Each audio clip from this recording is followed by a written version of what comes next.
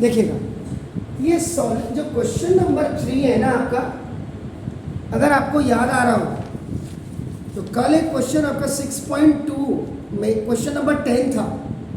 उस question number 10 को देखिएगा, the diagonals of a quadrilateral ABC intersect each other at point O such that AO upon BO is equal to CO upon DO, show that ABCD is a trapezium. और इसी का converse जो था 9th question था कि ABCD is a trapezium in which AB is parallel to DC and its diagonal intersect each other at point O. Show that AO over BO is equal to CO over DO. ये दो question आपके पास है।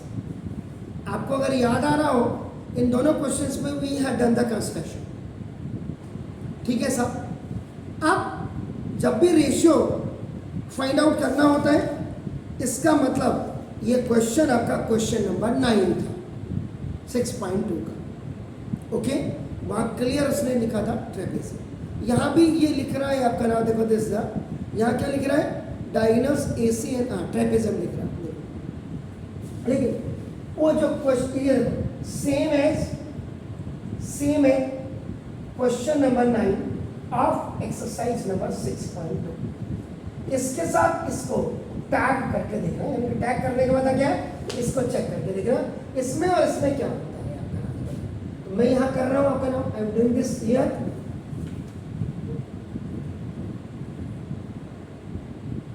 ये आपका क्या है, now this is ABCD is a trapezium. अगर आप गिवन में अगर आप देखेंगे, सुना दो दिस गिवन में ABCD is a trapezium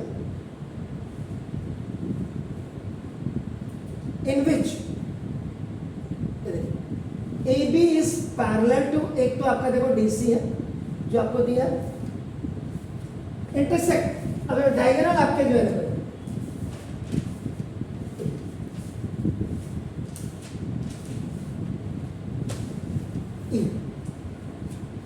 and a, sorry या कॉमा करके आपने लिखा, then diagonals AC and BD intersect each other at point O। ये आपने इतना लिख दिया, या diagonals AC and BD meets at O भी लिख सकते थे आपका नाम। And after making a figure, ये आपने figure is very simple. First point is clear, second is clear. अब आपका देखो इसमें आपका देखो टू प्रूफ में OA over OC is equal to OB over OD। और जबकि अगर आप याद कर लो कि when you had done the question number 9 which was related to the exercise number 6.2, उसमें आपने लास्ट में इन द लास्ट स्टेप आपने ऑल्टरनेंडो लगाया था कि OC was just replaced by OB और OB is just replaced by OC, या both were done the swapping दिया, वो आपने स्वैपिंग किया। अब इसमें स्वैपिंग होती है नहीं, ये आप देखिए ना से। अब आप क्या करेंगे ना,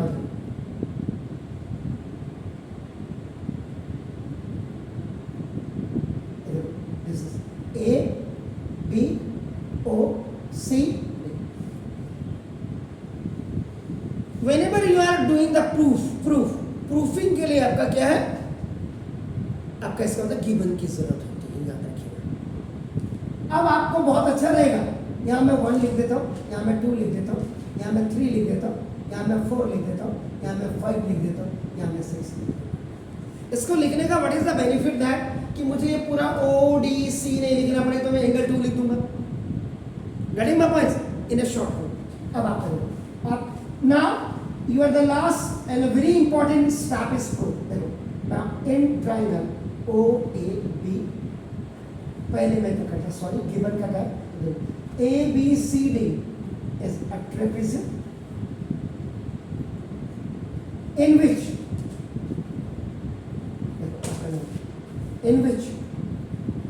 AB is parallel to DC.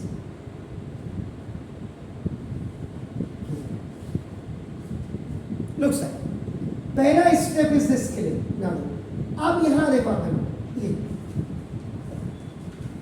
जरा देखिएगा, A B D C, this is 1, I have written this. Sir, second AB is parallel to DC, ये देखो given, and BD is a transversal line. कई किताब वालों ने इसको बिना उसके कर दिया, आप अल्टरनेट कर रहे हैं। अभी पहले आपका देखो मैं ये दिखा रहा हूँ, तो देखो angle 1 is equal to angle 2, अब आपका देखो होता है alternate interior angles, and I have given equation number 3 में देखिए, फिर मैंने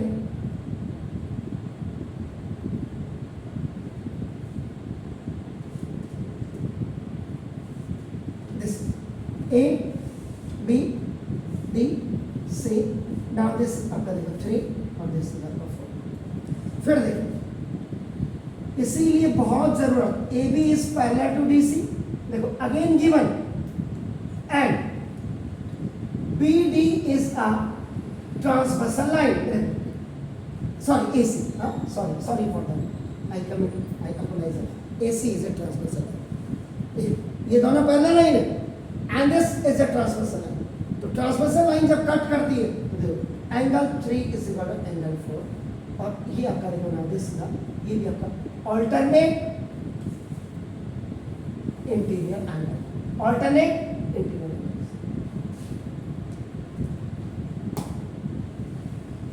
यू रिमेंबर दैट क्वेश्चन आपका था क्वेश्चन नंबर 9 ऑफ आपका एक्सरसाइज, वहां आपने कैसे किया, यहां सिमिलरिटी आप यूज करके कर रहे थे, ये पहले इतना करना पड़ेगा, ये जो मैंने आपको ये बोला। अब आप क्या करेंगे, now you please come in the fourth point, अब आप करेंगे, अब आप लिखिए इन ट्राइंगल OAB, देखिए एंड ट्राइंगल OAB, तो यहां से OCD चेक कर लेना कहीं मैं गलत तो नहीं कर रहा हूं, ये ऐसे आएगा तो ये सीरीज भी ऐसे आएगी। अब ये बड़े वाले ट्राइंगल पे आप आ जाएगा, now this was 1, this was 2, it was 3 and it was आपका 4, और अगर जरूरत पड़ गई तो इसकी भी 5 और 6 की भी आप ले लेना, जरूरत पड़ेगी। जब आपकी सारी चीजें तो क्या दिक्कत है, अब आपका angle 1 is equal to angle 2, ये देखो proved above, no need to write alternate angle, already we have done there up and down, देखो this, और ज्यादा से ज्यादा अगर हो किसी के पेट में दर्द हो रही हो तो इक्वेशन नंबर 2 लेते हैं।